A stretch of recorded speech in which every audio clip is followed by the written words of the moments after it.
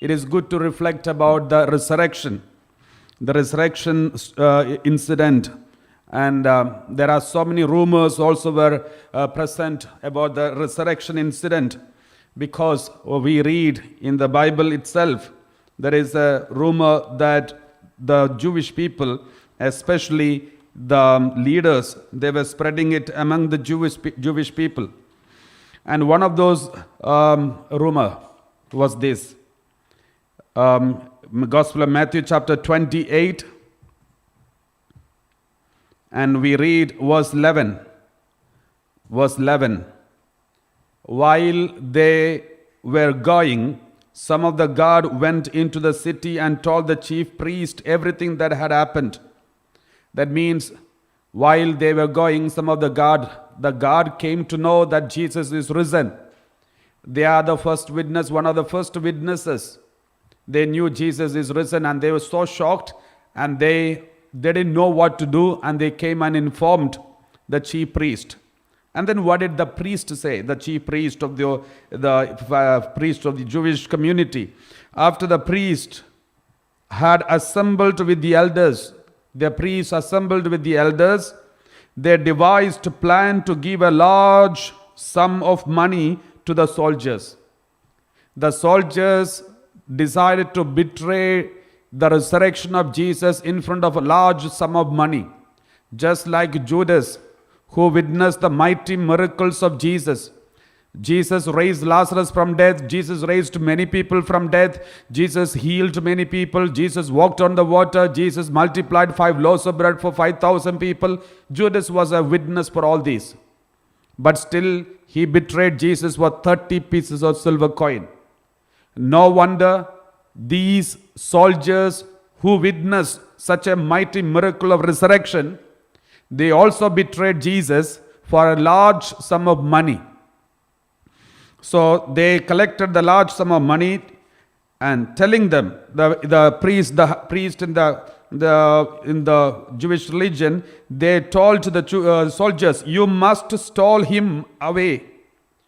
You must say, that is verse 13, 28 verse 13.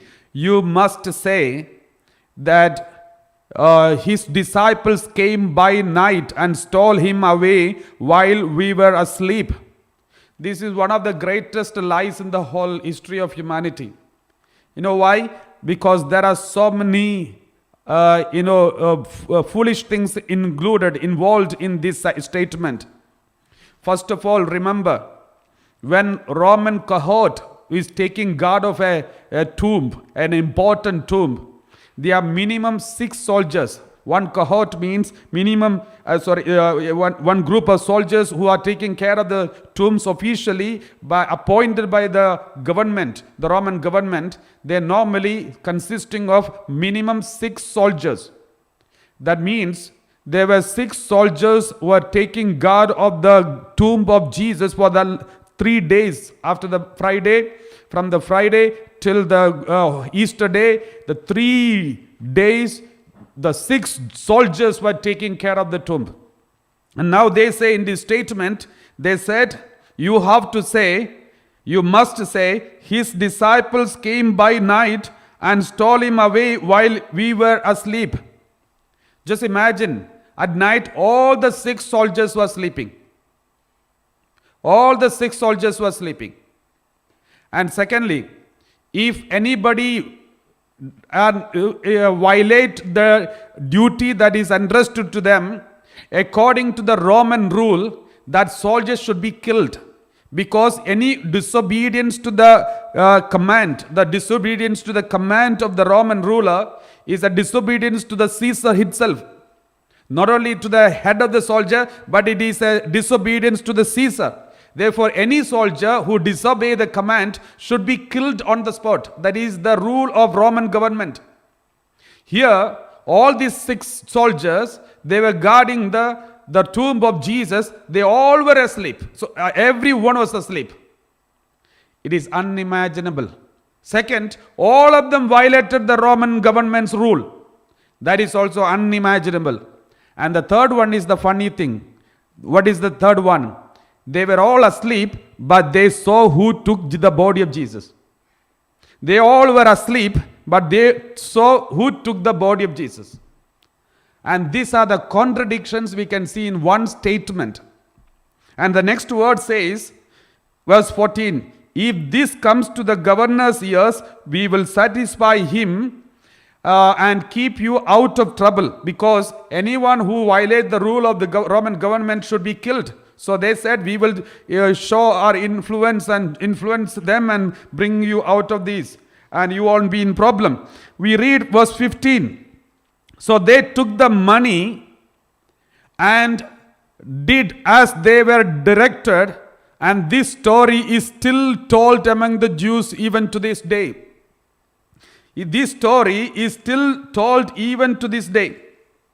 Even today, many religions, even Jewish people, believe that disciples of Jesus took the body of Jesus.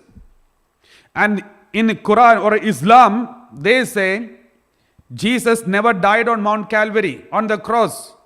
He only pretended that he is dying. And after that, when he was taken down from the cross, he just walked away. He was in the tomb. From the tomb, he walked away. This is what some other religions believe about Jesus Christ. My dear brothers and sisters, Bible said it very clearly, speaks against it. The truth about this. We read like this in the Word of God. We read, when Jesus was buried in the tomb, first of all, Jesus went through a terrible torture before the crucifixion. Jesus went through a terrible torture. And then he had to carry such a big cross to the Mount Calvary. And when he reached on the Mount Calvary, there was hardly any blood left in his body. That is why when he was dying on the cross, a soldier came and pierced his side. From there, water and blood. If water comes, that means the whole blood is over and only the water is coming down. And it was a terrible and very painful death. And now some other groups say Jesus did not die on the cross. After the third day, he just walked away. He was not completely dead. It is also nonsense. How do we say? How do we prove it? We read Gospel of John chapter 20, verse 4. Peter and John went to the tomb of Jesus on the third day, early morning. They went to the tomb of Jesus. We read, the two were running together, but the other disciple outran Peter and reached the tomb first. And the next one, verse 5. He bent down to look in and saw the linen wrappings lying there, but he did not go in. You know, the Word of God says Jesus' body was covered in the linen wrap. The body was covered in the linen wrap. That is why the linen shroud of Turin is so famous, because it is believed that it is the same linen that was used to cover the body of Jesus. And that is why the whole body of Jesus is imprinted in that, the shroud of Turin. And now it is written here, the linen wrappings lying there. What does it mean? That means when Jesus was resurrected, he kept the linen cloth back. And according to certain religion, what they say, if Jesus was not dead and he just walked away, how can you expect Jesus to walk away without proper clothing? Without taking the cloth and cover himself? It's only because it is a supernatural walking away. It is only because it's a resurrection. And there are so many proofs to prove that Jesus really resurrected. And the devil is so afraid of the resurrection of Jesus, therefore the devil is trying his best to cover up this resurrection. And there is something which used to fascinate me, that is this. This priest, the Old Testament priest, the Jewish priest, they came to know Jesus is risen. They came to know Jesus is risen. At least when they come to know that Jesus is risen, they could have repented and believed in Jesus. But instead, what did they do? They tried to suppress the truth. They tried to cover up the truth. They tried to do something wicked secretly, thinking that nobody knows. They want to make sure that nobody knows that the secret wicked things that they are doing. They gave a huge money to the soldiers and they told them not to tell anyone. But instead you said the disciples came and stole the body of Jesus and ran away. You have to tell them. What does it mean? Why did these priests, the Old Testament priests, the Jewish priests, to do this? Why did they do this? There are reasons why they do it. This is human tendency, my dear brothers and sisters. This is human tendency. Sometimes, even if we have seen the miracles, we won't believe it. We may believe it maybe at that moment, but sooner or later we forget it. I remember in Tabor Retreat Center, there was in 2007, August 27, there was a retreat. There was a miracle that happened. Exactly at the time of consecration time, the Lord shed hundreds of drops of blood and water on the altar and missal and everywhere, and even on the people, and everybody witnessed this such a huge miracle. And after the miracle, many people, they were telling us, there is God, we believe that there is God, we believe in the mighty power of God. Now we have no doubt, we forgive everyone, we are going to start a new life. And they were so excited to see this miracle. But after 1 month, I have seen the same people going back to square one with the same sins, because the evil one will try to cover up such a big miracle. Evil one has a tendency to cover up all the miracles even today. There are so many mighty miracles are taking place in different places. But the evil one trying to cover up with some justifications, some scientific explanations, and some lies, and some crooked lies. Through all these, the evil one is trying to influence every human being through social medias and Facebook and YouTube and many other social medias, and cover up the truth and suppress the truth. But God wants to say, no secret will be hidden. Every secret will come out. Every truth will come out. If you cover up the wicked things will come out. We read in the Word of God many places. Matthew chapter 6 verse 4. Matthew chapter 6 verse 4. Can you read?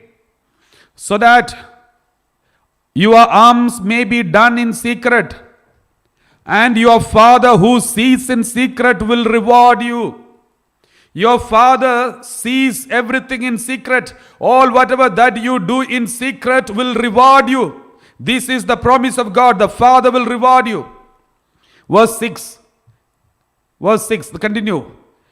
But whenever you pray, go into your room and shut the door and pray to your Father who is in secret, and your Father who sees in secret will reward you. My dear brothers and sisters, just look into your life. Maybe outwardly you are a very good person.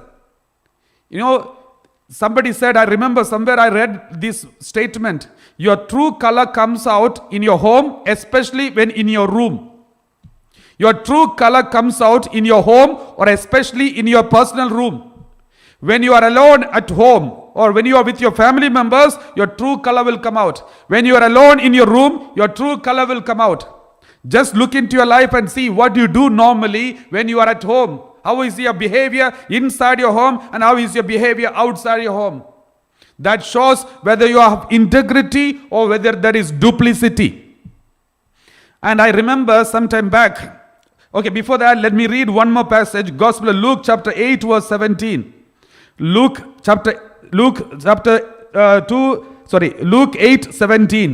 8:17.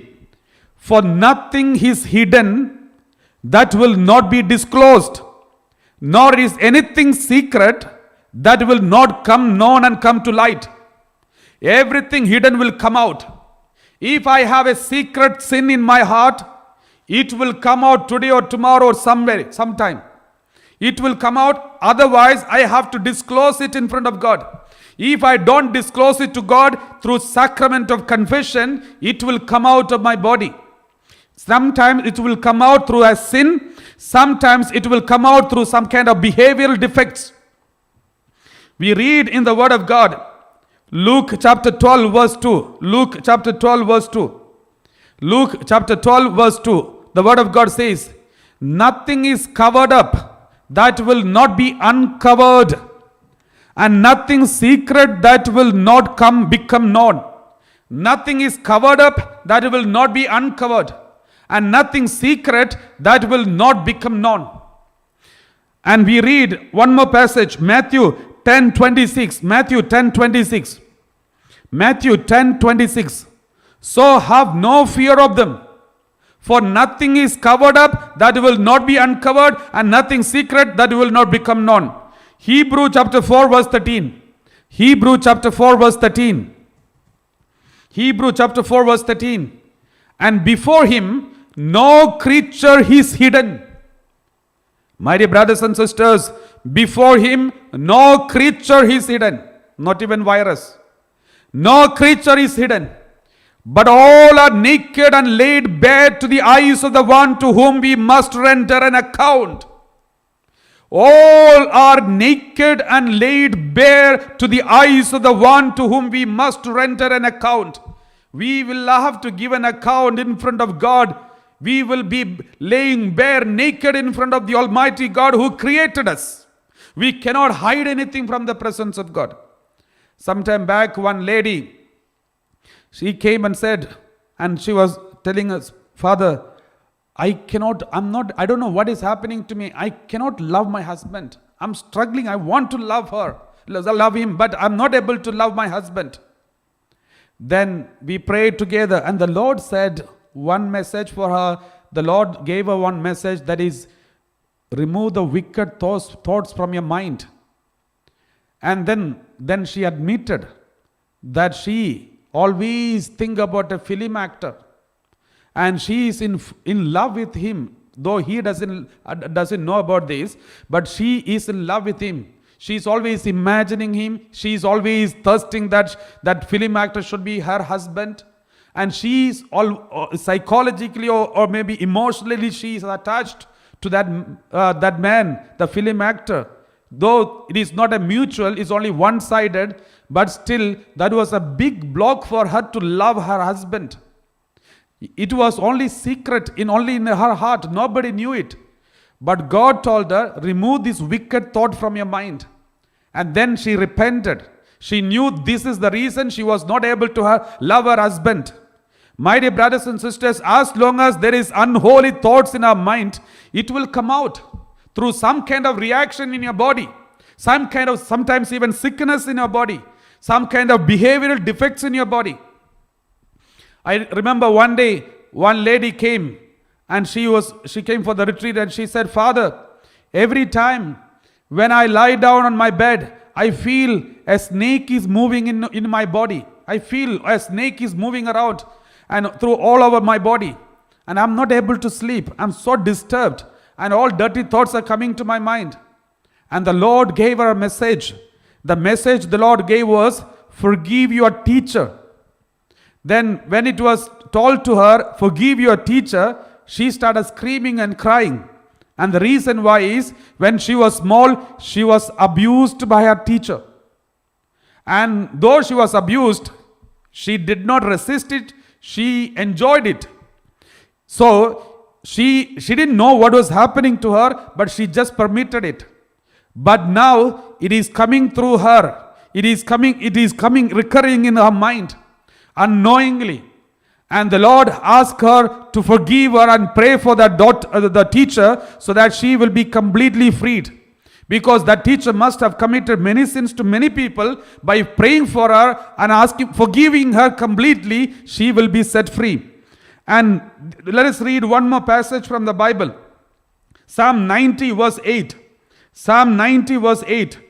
Secret sins should be repented and confessed. All our secret sins should be repented and confessed. Let's read Psalm 90 verse 8. You have set our iniquities before you, our secret sins in the light of your countenance. Our secret sins which we have not confessed to anyone is there in front of your face. Our secret sins which we have not confessed because we are ashamed to confess it to a priest. We have not told anyone because we are ashamed, and we are secretly keeping it inside of us. The Lord says, you have set our iniquities before you, our secret sins in the light of your countenance. Let's also read Matthew 5:27. Matthew 5:27. Let's read Matthew 5:27. Let's read it. You have heard that it was said, you shall not commit adultery. Next one. But I say to you that everyone who looks at a woman with lust has already committed adultery with her in his heart. The Bible says even if you look at a woman or boy with a lust, you're already committing sin in your mind, secretly. You know, the sin that is involved with a person, it is public or somebody else knows. But the secret sins that we commit inside our mind, only we know. And we take it for granted and we just ignore it, thinking nobody knows it. But God says our secret sins are there always in front of the countenance, in front of the face of God. Let us read Jeremiah 23 verse 23. Jeremiah 23 verse 23. Am I a God nearby, says the Lord, and not a God far off?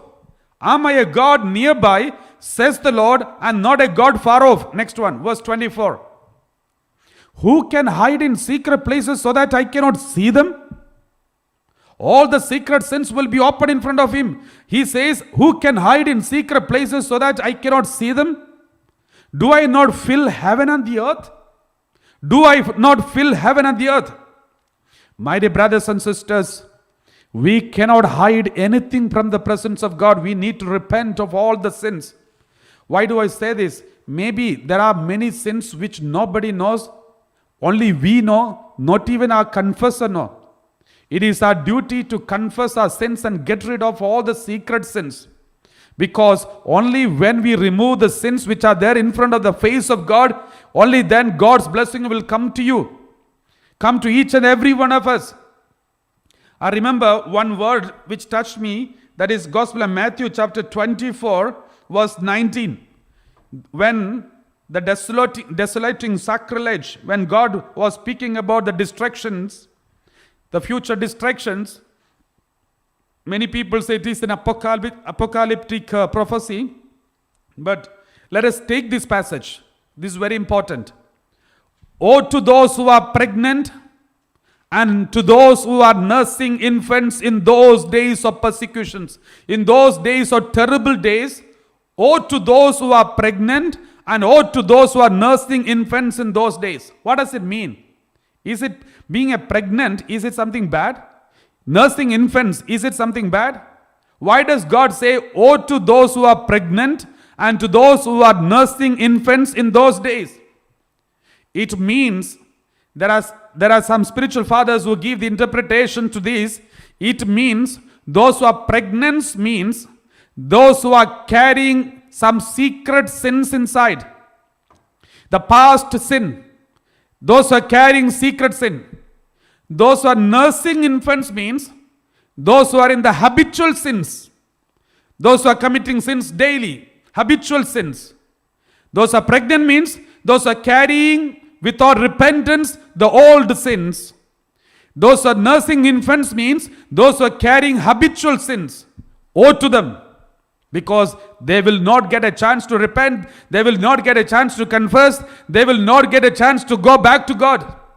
So the Lord says, in the terrible days comes, when the terrible days comes, woe to those who are pregnant and to those who are nursing infants in those days. My dear brothers and sisters, we know when a virus came, a small virus came, now we know how much we are struggling. No confession, no holy mass, no availability of the church, and we can't even go and speak to a priest, and there are so many limitations.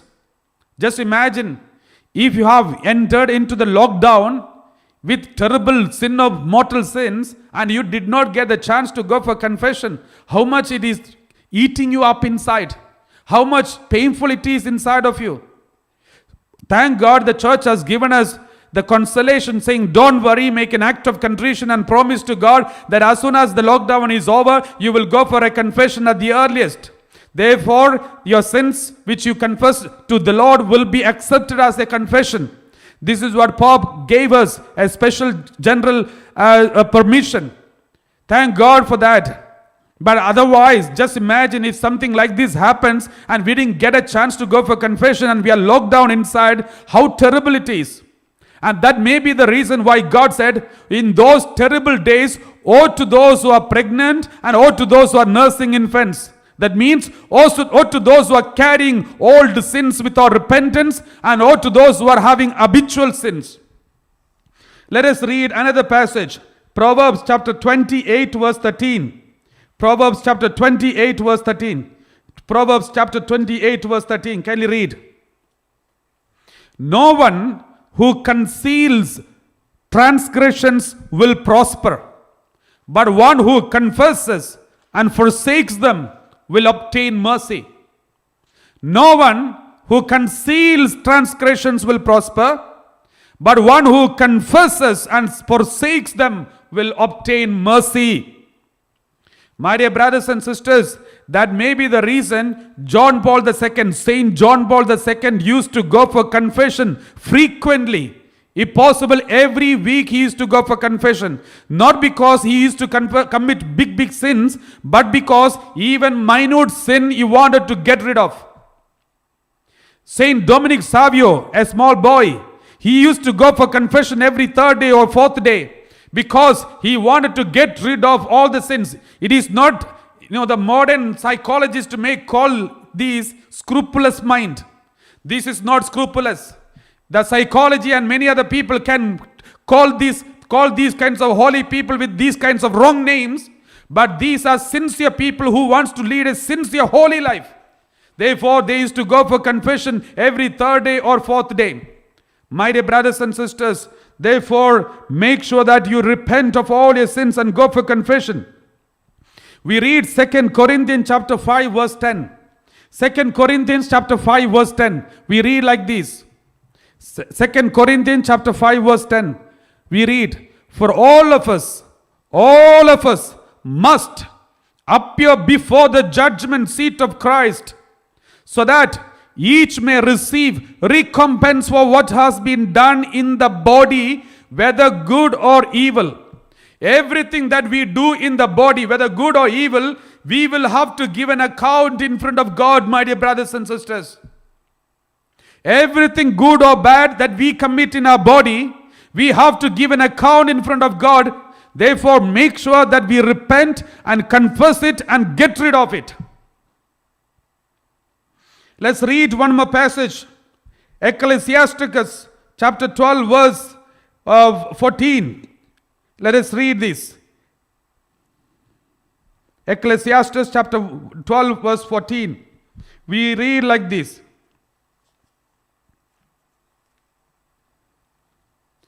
Chapter 12 verse 14. We read, for God will bring every deed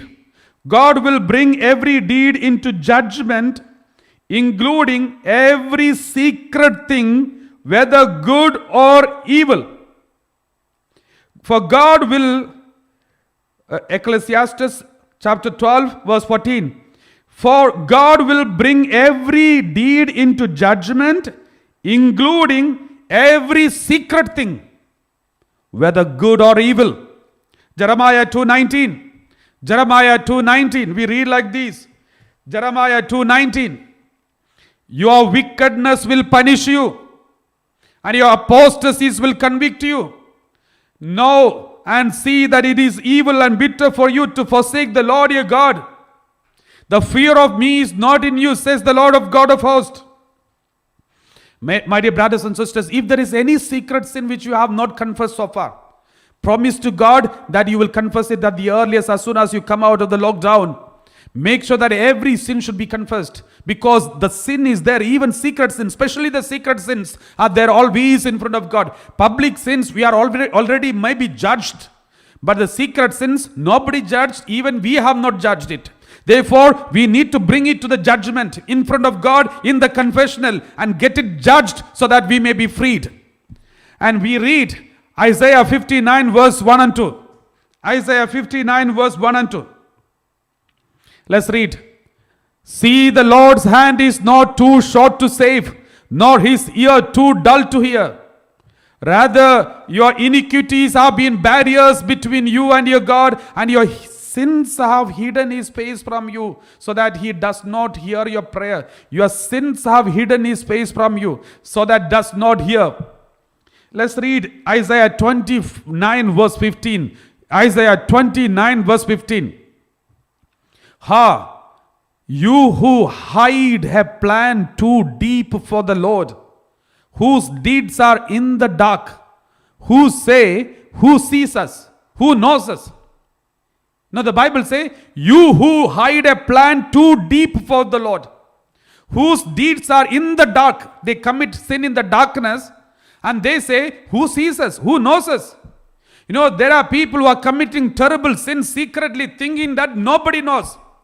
They think only about the human beings. They don't remember there is a God who is watching us. There is a God who is watching us. And therefore, Bible say, you who hide a plan too deep for the Lord, whose deeds are in the dark, and who say, who sees us and who knows us. Next word. You turn things upside down. Shall the potter be regarded as the clay? Shall the thing made say of its maker, he did not make me? Or the thing formed to say of the one who formed it, he has no understanding? Let's read one more passage that is from Sirach 23 verse 17 onwards. It won't be shown on the screen, but you can listen very carefully. Sirach 23 verse 17. To a fornicator, all bread is sweet. He will never weary until he dies. A fornicator, all bread is sweet. And he will never weary until he dies. As one who is committing a fornication, a wrong relationship, for him, this is not something bad. He always justifies it, saying it's okay. For him, it is a sweet bread. But the Lord says, the one who sins against his marriage bed, the one who sins against his marriage bed says to himself, who can see me? Darkness surrounds me. The walls hide me, and no one sees me. Why should I worry? The Most High will not remember my sins. His fear is confined to human eyes. And the Lord says, his fear is confined to human eyes. He's only thinking about human beings. He doesn't realize that there is a God above. His fear is confined to human eyes, and he does not realize that the eyes of the Lord are 10,000 times brighter than the sun. They look upon every aspect of human behavior, and he sees into the hidden corners of our life. God sees all our hidden corners, my dear brothers and sisters. Let us read Ezekiel chapter 8:12. Ezekiel 8:12.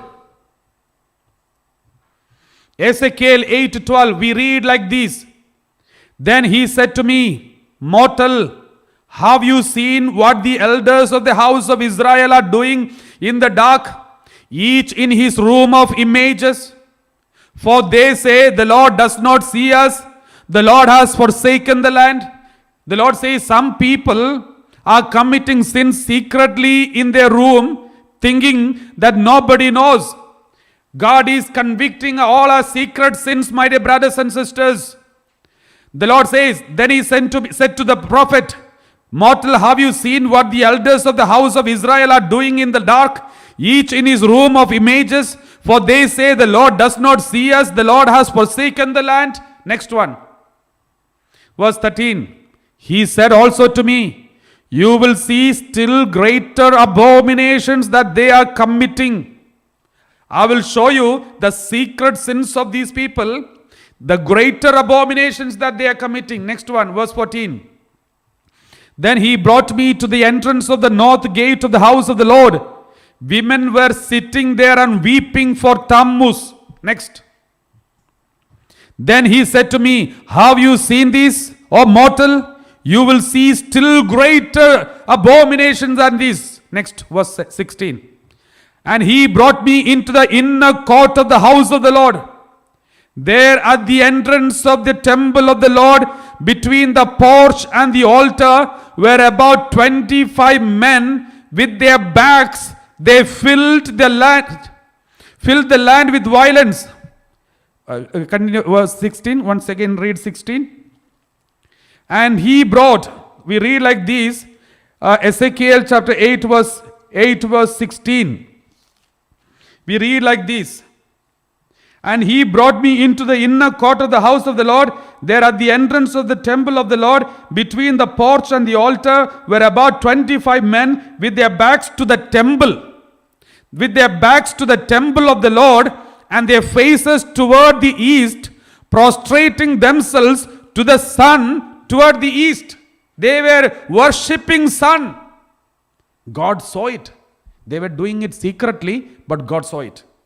My dear brothers and sisters, what does it mean? The Bible says every secret sin that we are doing, thinking that nobody knows, even the sin that we are committing in our thoughts.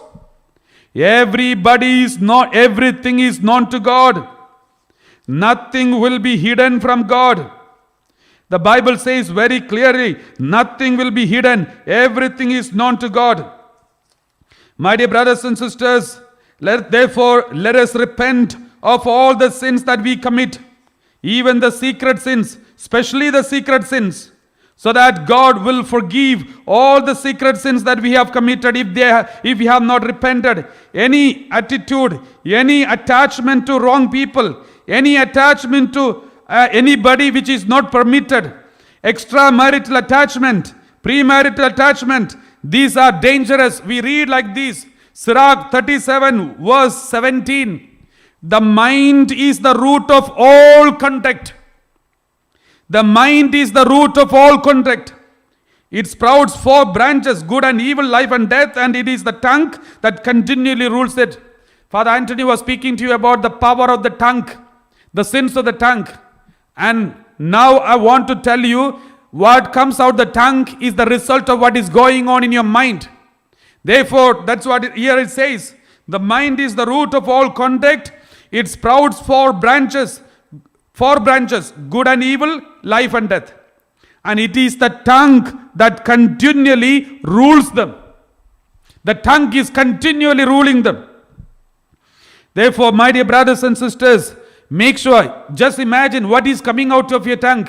If something dirty is always coming out of your tongue, that means your mind is filled with dirty.